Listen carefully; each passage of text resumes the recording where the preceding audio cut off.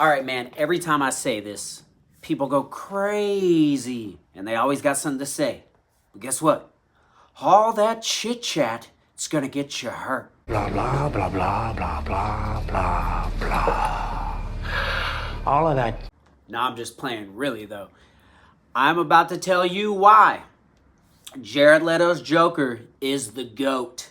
Stay tuned. Stay tuned. Don't shoot the messenger. Just telling you the truth. Nerdcore, the sickest channel around. Subscribe, bruh.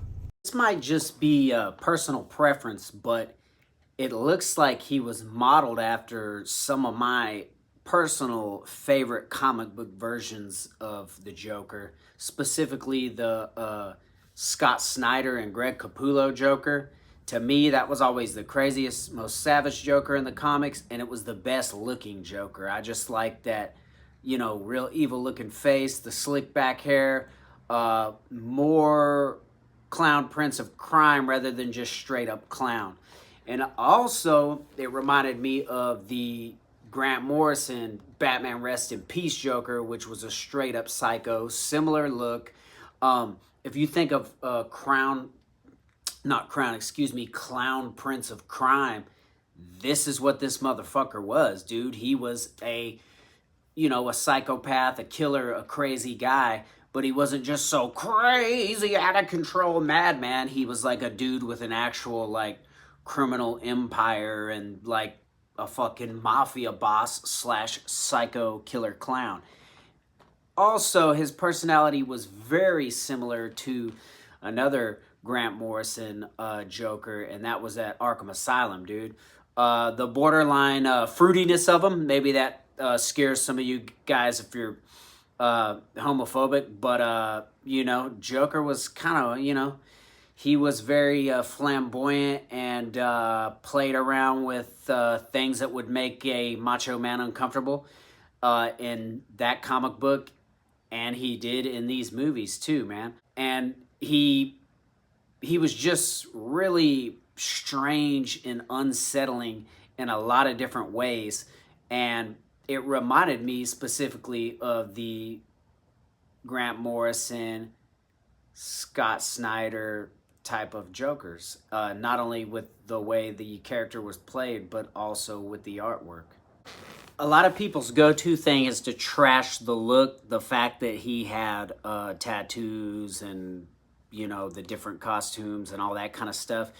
But I actually have a case in point for those things too, of why I actually fuck with those. The only thing that I think I could have lived without was the tattoos. I remember when I first saw them, I hated it. But then when I saw how the man played the character, it really made everything make sense, and I'll get to that later.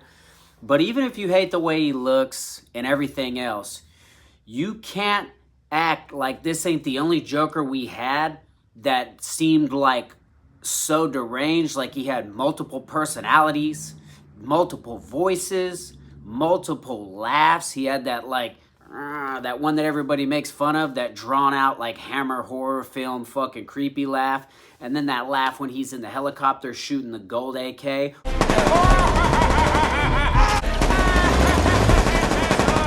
Oh, dude, that's the most Joker-y laugh I've ever heard in my fucking life, dude. And just the way he played the character, like he would snap, turn on a dime, would be calm, cool, collective, go from that into a rage, into joking around, into talking to the different voices. Don't hurt me. I'll be your friend. Do it. Do it, do it, do it, do it, do it. Do it!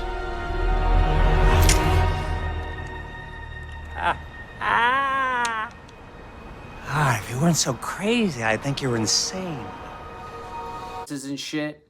If you closed your eyes and forgot about all the other shit and just listened to the dialogue and the way this man played the character, bro, that is the Joker. That's the Joker. Every time I read the comics, that's the Joker I hear in my head. So let me get the tattoo stuff out of the way at first. Like I said, I was pissed when I first saw it. I was like, what the fuck is this? This shit looks stupid.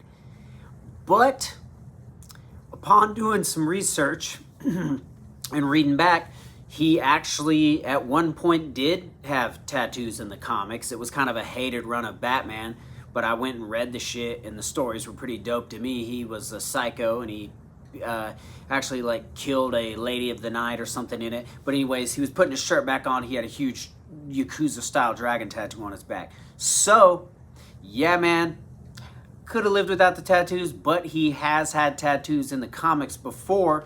And if you think about it, we're in a modern world. We're in the real world now. It's okay for them to modernize every other superhero movie, but for some reason you do it to Joker and everybody cries. But if a dude is that much of a lunatic and everything is a big, huge joke to him, why would he not get all these tattoos almost making fun of himself and Batman and everybody else tattooed on him? Because he doesn't give a fuck and he's that crazy and everything is a fucking joke to him. I don't know. Kind of makes sense. If he wouldn't have played the character so well, then I probably would have continued to hate him, but I was able to look past those.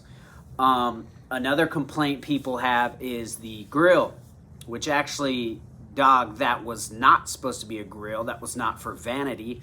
That was supposed to be caps on his teeth where his teeth got bashed out. There was a whole nother backstory to that. Hopefully they'll release the air cut and it will be in there, or we'll get some kind of light shed on that or something. But I actually thought the dental cap grill thing was pretty dope because he has had his teeth bashed out in the comics before. Batman's done it. Barbara Gordon did it one time. And I just thought that was a whole cool extra layer of irony to it that, like, you know, Joker, he's fucking Joker. The smile's his thing, and he gets his fucking teeth bashed out. So he wears these caps on there as like a reminder to Batman, like, fuck you, dude. And I don't know, man. I thought that was pretty cool. When I was able to understand, like, oh, that's not like a gold or diamond grill for vanity. That's just like some fucking like silver like dental caps. It just made him seem more deranged and fucked up to me. And I thought that was pretty tight, man. That was another layer to that character that we hadn't seen before. And I fuck with it. Then people want to hate on his look. But I thought that was badass because this was one of the first times that we got to see a Joker with multiple different comic accurate fucking costumes, dude, especially all his different suits and shit. Like, you think the Joker's just gonna wear the same shit every day, dude? Especially some of his like casino suits and different shit like that. If the motherfucker is, and he seems like the first actual clown prince of crime we ever had, bro, he's gonna be wearing crazy outlandish shit, dude. He's not like a stable dude. Either he's gonna wear the same fucking clothes all the time, like Heath Ledger's Joker, or he's gonna fucking switch it up and, you know, wear some swaggy shit, bro. I'm sorry. I hate to use that term, associate that with the Joker, but I did enjoy all these little Easter eggs that were part of his character that led to the comics and other backstories and shit like that. And if you look at it as a whole, out of all the fucking Jokers in the history, all the different iterations and everything in the comic, this is the most like all-encompassing, complete version of all those characters, even back to the very first appearance of Joker. And it's just badass, man. He finally, he wasn't wearing makeup.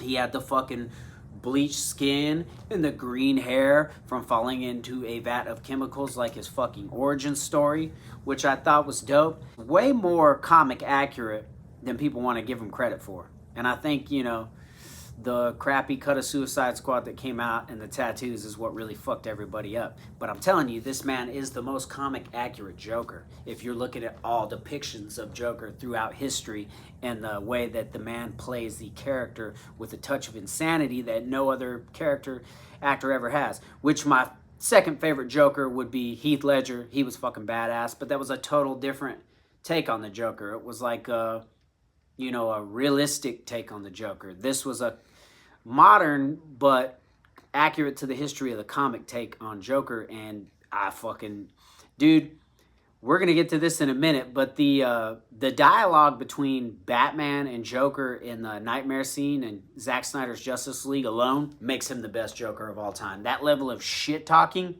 we hadn't seen anything like that since the police interrogation room scene in The Dark Knight, which was dope. But to me, this tops out. I know that's blasphemy to a lot of people, but that alone makes him the dopest on-screen Joker ever, dude. That shit was fire. But we'll get to that in a minute. Another thing that really brought it home for me and made him look to me like the most evil, creepiest Joker, which this is also something that was familiar with a lot of my favorite comic book versions, even way back in the day, was the lack of eyebrows. Our eyebrows are like a key thing that gives everybody expression and like a key feature of their face that like makes them seem human. And the fact that he didn't have any eyebrows at all just added another level of like creepiness to him and craziness to him, that he really had to use the expressions of his face and his mouth and his voice and his eyes and everything to bring that part of his personality forward. But then the missing eyebrows just made it eerie to me for some reason, and I thought that was a really good touch and a really good look for him, because all my favorite versions of the Joker have had like little to no eyebrows, and I just always thought it made him look like more menacing. There's a shit ton of rabbit holes you can go down that show all over the internet that show how accurate to the comic his character was. We all know there was a bunch of drama with Suicide Squad, and that was not David Ayer's cut. And the real cut was focused more on the Joker, and it was like a rated R cut, and it was more evil, etc., etc. To me, the Joker didn't seem like he fit in that movie. That's why I still recognize, despite the crappiness of some of the stuff in the movie, I recognized and loved Jared Leto's Joker, found it the most accurate portrayal.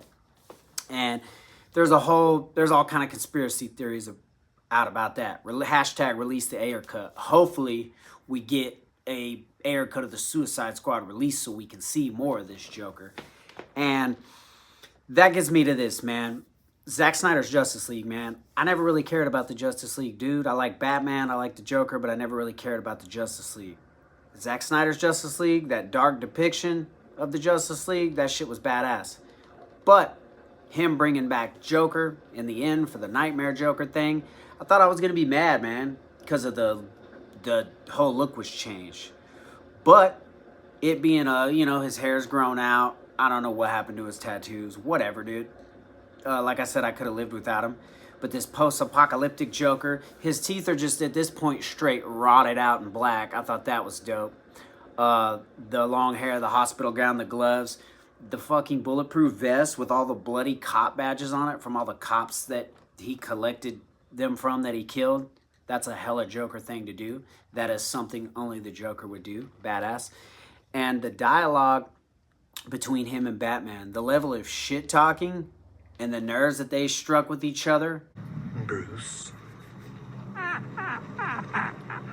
As long as you have this card, the truce. But all you have to do is tear it in half, and I'm happy to discuss with you in any way like why you sent a boy wonder to do a man's job.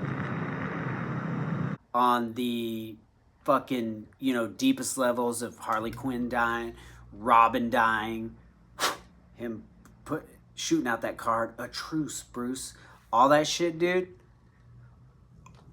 They were cutting deep with the shit talking in that. And to me, that was the dopest Batman versus Joker on-screen moment there was, man, ever. And I would have loved to see how that played out.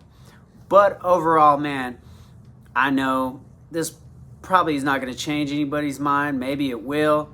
But if you want to be cool about it and constructively criticize or whatever, put your 2 cents in. Tell me why he's not. If you agree, why you don't agree.